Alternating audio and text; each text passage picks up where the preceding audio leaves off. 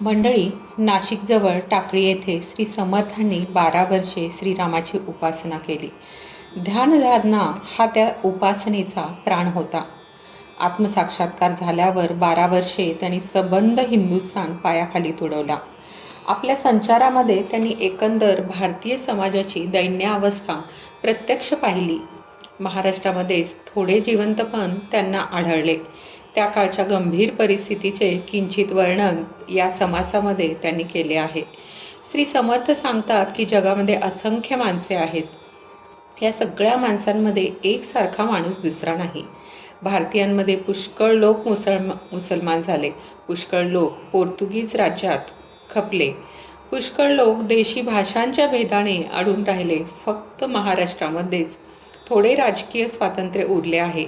काम करणाऱ्या माणसाला जेवायला सवड नाही इतकी कामे येथे पडली आहेत. कोणी युद्धात गुंतले आहेत, कोणी व्यापारात, तर कोणी पोटांच्या धंद्यात गुंतले आहेत. बुद्धीच्या क्षेत्रामध्ये असाच गोंधळ आहे. षडदर्शने आहेत, नाना प्रकारची पाखंड मते आहेत. जगामध्ये जिकडे तिकडे उपदेश चालला आहे. उरले सुरले जे लोक आहेत त्यांना स्मार्त आणि वैष्णव आपापल्या संप्रदायामध्ये ओढत आहेत. कित्येक कामणेचे भक्त व्रतवैकल्याच्या नादी लागले आहेत. वैदिक लोक त्यांचा द्वेष करतात. त्यात पुन्हा हरिदास लोकांना आपल्याकडे ओढतात. अशा रीतीने खरे ज्ञान फारच दुर्लभ झाले आहे. पण ही दैन्यावस्था पाहून श्री समर्थ गप्प बसले नाहीत. त्यांचा आदेश असा आहे की खरे कळले तर सांगायची सोय नाही. हे जरी खरे तरी विचारवंताला ज्ञान सुलभच असते. कोणी हुशार माणसाने ज्ञान करून घ्यावे आणि पाखंडाचे खंडन करावे. स्वानुभवाच्या बोलाने लोकांना चटक लागते. मग लोक शरण येतात. ज्ञानीपुरुषाने आपली उदास वृत्ती सोडू नये.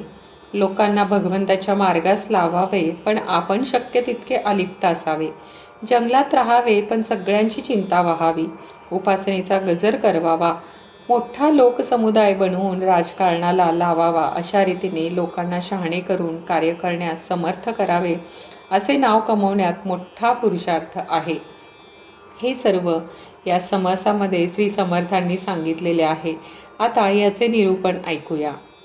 शुका सारिखे पूर्ण वैराग्य जाचे, वसिष्ठा परिज्ञान योगेश्वराचे, कवी वाल्मिका सारखा मान्य ऐसा, नमस्कार माझा सद्गुरु रामदासा. जय जय रघुवीर समर्थ. सार्थ श्री दासबोध दशक 15वा समास दुसरा निस्पृह व्याप. मंडळी, भारतीय समाजाची स्थिती सर्व बाजूंनी दयनीय झाली होती. त्या परिस्थितीचे वर्णन समर्थ प्रथम करतात. जगामध्ये अक्षरशः असंख्य लहान मोठी माणसे आहेत. आपापल्या मनोविकाराप्रमाणे क्षणाक्षणाला ती निरनिराळी वागतात. जितक्या मूर्ती तितक्या प्रकृती अशी म्हण आहे. सुरुवातीपासून ते शेवटपर्यंत माणसाचे वागणे सारखे नसते. त्यांचा काही नेम नसल्याने माणसांच्या तऱ्हा किती व काय म्हणून सांगायच्या. पुष्कळ लोक यातून मुसलमान झाले. पुष्कळ लोक पोर्तुगीज राज्यामध्ये नाहीसे झाले. पुष्कळ लोक देशी भाषांच्या भेदाने एकमेकांपासून दुरावले आहेत. त्यातल्या त्यात महाराष्ट्रामध्ये थोडे चैतन्य आहे. तेथे राजकारण करण्यास वाव आहे. माणसांना जेवायला फुरसत नाही इतकी कामे पडली आहेत. पुष्कळ माणसे युद्धामध्ये गुंतली आहेत. तेच डोक्यात भरल्याने रात्रंदिवस ती माणसे युद्धचर्चाच करतात. व्यापारी माणसांच्या मागे त्यांचा व्यापार लागला आहे. त्यात त्यांना फुरसत नाही. बाकीच्यांना त्यांच्या पोटाचा धंदा सदैव मागे आहेच. बुद्धीच्या क्षेत्रामध्ये षडदर्शने, इतर अनेक मते आणि पुष्कळ समाजघातक मते यांची खूप वाढ झाली आहे.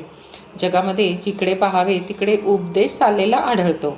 यातून जे लोक उरले त्यांना स्मार्तांनी आणि वैष्णवांनी आपापल्या संप्रदायात ओढून नेले. एकंदर जर पाहिले तर फारच गुंतागुंत झाली आहे. काही सकाम भक्त ठिकठिकाणी आसक्त होऊन बसले आहेत. त्यात योग्य काय व अयोग्य काय याचा कोणी विचारच करत नाही. या सगळ्या गडबडीमध्ये कोणी कोणी आपला पंथ वाढवला. त्यांचा वैदिक लोक द्वेष करतात. त्यात आणखी काही लोक हरिकीर्तनाकडे ओढले जातात. पण प्रत्यक्ष अनुभवाचे ब्रह्मज्ञान आहे किंवा नाही याची चौकशी कोणीच करत नाही. या सगळ्या भानगडीमुळे खरे ज्ञान जे आहे ना ते दुर्लभ झाले आहे. पुण्य पदरी असेल तरच तो अलभ्य लाभ घडतो. पण जो विचारवंत आहे त्याला अर्थात ज्ञान सुलभच आहे. एखाद्याला खरे ज्ञान झाले तर ते कोणास सांगता येत नाही. त्यामध्ये फार अडचणी येतात. उपाय करायला जावे तर अपाय आडवे येतात. अशा सगळ्या परिस्थितीमध्ये एखादा हुशार माणूस निघतो. एक क्षण देखील तो रिकामा जाऊ देत नाही. तो चतुर, बुद्धिमान आणि तारतम्य जाणणारा असल्याने सर्वांना पसंत पडतो. परिस्थिती चांगली नाही ही गोष्ट खरी, परंतु चतुर्ज्ञानी पुरुष तिचा भेद करतो व मार्ग काढतो. समासाच्या अखेरपर्यंत त्याच्या लोकसंग्रह करण्याच्या कौशल्याचे वर्णन आहे. त्याला अनेक विषयांचे ज्ञान पाठ असते. तो बोलू लागला की ते ज्ञान घडाघडा सांगू लागतो. आपल्या ज्ञानाच्या सामर्थ्याने वाकडी वाट तो सरळ करतो. लोकांना जागी करून शहाणे करण्याचे पुष्कळ मार्ग तो जाणतो. लोकांचे अंतःकरण तो ओळखतो. त्यामुळे त्याचे निरूपण ऐकल्यानंतर लोकांना त्याची चटक लागते. आपल्या अनुभवाच्या बोलांनी इतर सर्व मते आणि मतांतरे तो जमीनदोस्त करून टाकतो. अर्थहीन परंपरा सोडून तो लोकांना बरोबर मार्गदर्शन करतो. त्याचे बोलणे बरोबर लागू पडणारे आणि संशय छेदणारे असते. प्रसंग कसा आहे हे तो नेहमी पाहतो. आपल्या वैराग्यशील वृत्तीच्या बळाने तो उठून चालता होतो. स्वानुभवाचे ज्ञान बोलून निघून गेल्यामुळे लोकांना त्याची चटक लागते. मग इतर नाना प्रकारचे मार्ग सोडून लोक त्याला शरण येतात. पण त्याला शोधला तर तो कुठेच आढळत नाही. कोणत्या एका जागी सापडत नाही. त्याचा वेश पाहिला तर अगदी हीन सारखा असतो. स्वतः गुप्त राहून तो फार कार्य करतो. बाहेरून दिसायला भिकाऱ्यासारखा दिसतो, पण त्याचे यश, त्याची कीर्ती आणि त्याचा प्रताप जिकडे तिकडे फैलावतात. ठिकठिकाणी लोकांना तो भजनाकडे वळवतो, परंतु आपण तेथून गायब होतो. कोणी आपला मत्सर करील अशा गुंतागुंतीत तो अडकत नाही. तो डोंगराच्या घळीत जाऊन राहतो. तेथे जाऊन कोणी त्याला भेटत नाही, पण तेथे तो सर्वांची सदैव काळजी पाहतो. डोंगरामध्ये अवघड जागी तो राहतो. तेथे डोंगराळ लोकांची वस्ती असते. त्याचे नेहमी वास्तव्य तेथे असले तरी जगातील लोक त्याला शोधित येतात. त्याच्यासमोर कोणाचे चालत नाही, त्याची थोडी कल्पनासुद्धा येत नाही. समूह निर्माण करून तो लोकांना राजकारण करायला शिकवतो आणि समूहाने समूह निर्माण होतात. त्यामुळे मोठी संघटना तयार होते. अशा रीतीने तो गुप्त राहून त्याची सत्ता समाजावर चालते. ठिकठिकाणी त्याच्या अनुयायांचे समूह असल्याने त्याकडे माणसे आकर्षिली जातात. समाजामध्ये सगळीकडे परमार्थबुद्धी दूरवर पसरते. त्यामुळे जागोजागी उपासनेचा मोठा गजर ऐकू येऊ लागतो.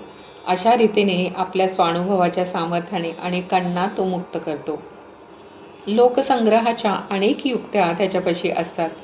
त्याचा वापर केल्याने लोक शहाणे होतात. प्रत्येक ठिकाणी लोकांना त्यांच्या ज्ञानाचा प्रत्यय येतो. अशी कीर्ती संपादून जाण्यातच संसारात येण्याचे सार्थक आहे. समर्थ रामदास म्हणतात की अगदी सहज पण थोडक्यात खुणेप्रमाणे मी हे सांगितले. इति श्री दासबोधे गुरुशिष्य संवादे निस्पृह व्यापलक्षण नाम समास दुसरा समाप्त. जय जय रघुवीर समर्थ. तुम्हाला हा व्हिडिओ आवडल्यास कमेंट, लाईक, शेअर करा आणि पुढील समासासाठी हे चॅनल सबस्क्राईब करायला विसरू नका. श्रीराम.